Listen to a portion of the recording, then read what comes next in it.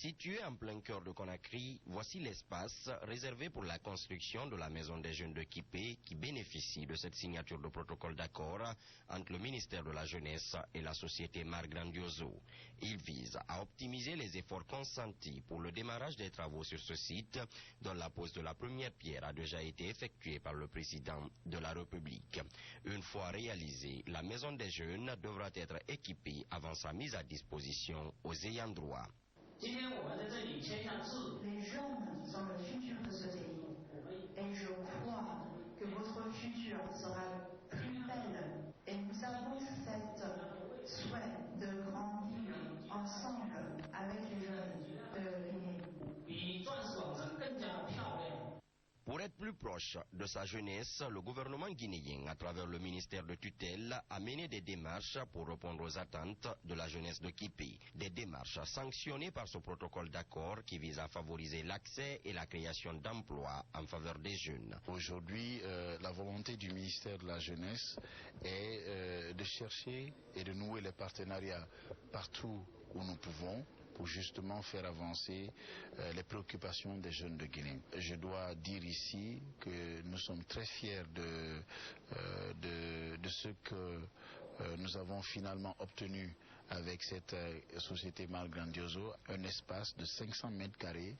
Signé dans le cadre de la mise en synergie de deux projets qui doivent être réalisés sur ce site, la jeunesse de Kipé, bénéficiaire de la future maison des jeunes, est totalement satisfaite. Avec la signature de ce protocole d'accord d'aujourd'hui, c'est un ouf de soulagement pour la jeunesse de Kipé et s'il faut même pour le département de la jeunesse concernée. Avec tant de tracasseries, avec tous les efforts fournis de part et d'autre, et aujourd'hui nous sommes enfin soulagés.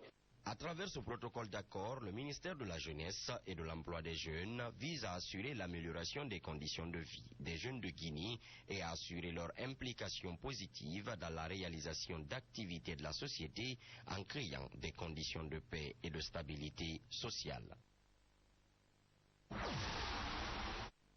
Cette réunion de mise au point organisée par le président du Conseil national du patronat guinéen CNPG avec la participation de certains présidents de fédérations patronales et des nouveaux adhérents avait pour but de faire le compte-rendu de la 104e conférence internationale du travail à Genève de l'organisation du congrès et parler des nouvelles adhésions. Après avoir admis avoir violé les statuts du patronat en laissant Sékou Cissé à la tête du CNPG et qualifié la rencontre organisée jeudi par ce dernier d'illégal, Mamadou Sylla souhaite une entente entre les 23 fédérations et affirme qu'aucun membre du CNPG n'est apolitique. Il n'y a aucune personne parmi nous ici qui n'a pas de sensibilité politique. Ça a été reconnu par tout le monde. Tous ceux qui disent là, soit ils étaient trésorier général quelque part, ou bien ils étaient dans un parti, ou ils étaient leader parti politique. C'est parce que j'ai une société privée que je suis président de patronat. Sinon, je ne peux pas être honorable député et être aussi président de patronat. Comme ça, ce n'est pas interdit à aucune loi. Le patronat, c'est privé, ce n'est pas une institution républicaine. Afin de poursuivre les objectifs du patronat, le premier patron du CNPG tend la main à tous ses partenaires. Le secteur privé emploie plus d'1 million de personnes aujourd'hui et le gouvernement maximum qui peut employer aujourd'hui, c'est 200 000 personnes. Donc ça veut dire qu'on emploie plus que le gouvernement. Et c'est pourquoi je tends la main à mes partenaires. D'abord, mes membres adhérents. De deux, je tends la main et d'abord notre partenaire privilégié qui est le gouvernement. J'ai toujours dit, on n'est pas sur le tutelle d'un ministre. On est partenaire au ministre. Je tends la main à le syndicat, les travailleurs, pour qu'on puisse voir nous tous la Guinée et qu'on enlève affaires personnelles. Pour l'organisation du congrès dans les prochains mois, Mamadou Sylla a appelé les différents membres du CNPG à se faire élire à la base, c'est-à-dire dans leurs fédérations respectives.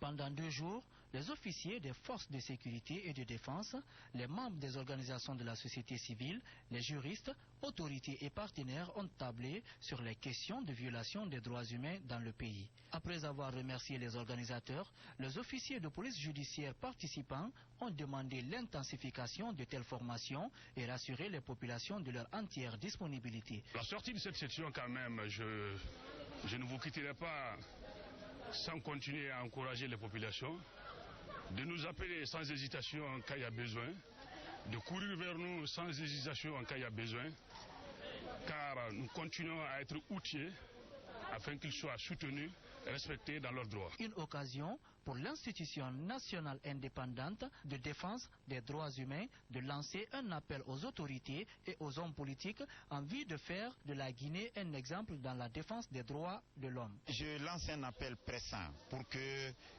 tous se mettent ensemble pour faire en sorte que l'institution nationale des droits humains soit rapidement opérationnelle en collaboration avec le Haut Commissariat et les acteurs de la société civile. Et je profite de l'occasion pour demander aux acteurs politiques de tout mettre en œuvre pour avoir un consensus sur les élections. Au sortir de cet atelier, le représentant du Haut Commissariat aux droits de l'homme s'est dit rassuré pour le respect des principes de défense des droits de l'homme. Au terme de ces 2 journées, les participants ont été tous unanimes de se battre pour l'éradication de la torture en Guinée. Et il a été aussi admis que les contrôles inopinés des lieux de détention par le ministère public et les institutions habilitées à le faire soient réguliers et que la vulgarisation des notions de droits de l'homme en général soit effective.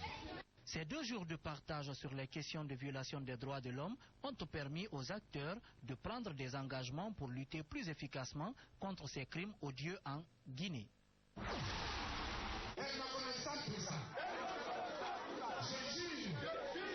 J'ai opté d'aller avec tous ceux qui me suivent, tous mes alliés, pour rejoindre la grande famille politique qui est celle de RPG Arc-en-Ciel. Dans la vie politique, il y a ce qu'on appelle la légende et l'histoire. Ce qui s'est produit à Guékédou est une histoire.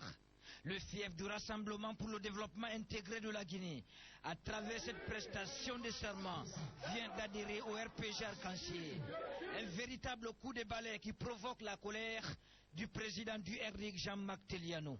Les personnes qui ont fait défection, c'est des personnes qui ont échangé leur dignité contre l'argent. Une transhumance politique réussie grâce au ministre du Commerce. Il y a eu un changement total des esprits politiques, je voudrais dire, pour le RPG Arc-en-Ciel.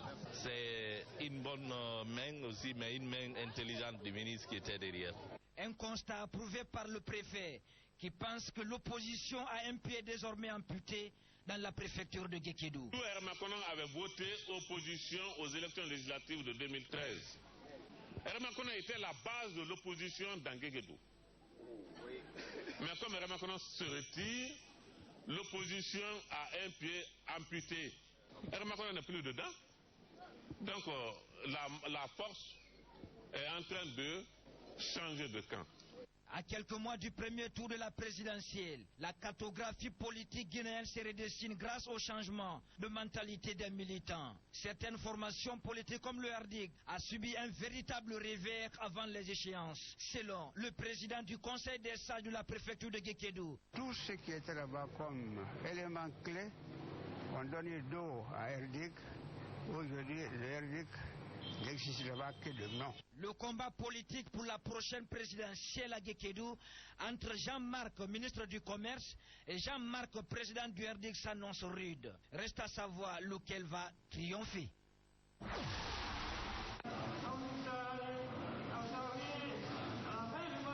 C'est une lecture du Saint-Coran qui a réuni les jeunes dans cette mosquée de Kaporo autour des imams et autorités de la commune de Ratouma. Cérémonie durant laquelle ces fidèles ont lu 4 fois le Coran entier et faire des prières et bénédictions pour l'éradication du virus Ebola, la paix et l'unité nationale, la réélection du professeur Alpha Condé et le soutien aux actions du gouvernement. Parmi ces 4 points, le premier point se situe autour vraiment de la paix, comme je l'ai dit, Et le deuxième point, bon, c'est toujours implorer le bon Dieu, puisque bientôt c'est les élections présidentielles qui pointent à l'horizon. Nous avons profité de cette occasion pour prier le bon Dieu pour vraiment la brillante élection de notre cher président, le professeur Alpha Condé. Présent à la cérémonie, le secrétaire général de la section RPG Arc-en-Ciel de Taouya s'est félicité de la réussite de l'événement et a remercié les organisateurs. C'est le sentiment de satisfaction. Vraiment, c'est une cérémonie qui a été une grande réussite. Nous sommes très satisfaits de la cérémonie. Donc nous souhaitons que toutes les prières qui ont été dites ici soient exaucées par le Tout-Puissant Dieu. Nous remercions tous les imams, tous les fidèles musulmans et nos collègues du parti, tous les invités, n'est-ce pas, qui sont déplacés pour venir honorer leur présence, n'est-ce pas, cette cérémonie. Cette association des imams et volontaires musulmans prévoit d'organiser un match de football dans les prochains jours à Taouya pour la consolidation du tissu social.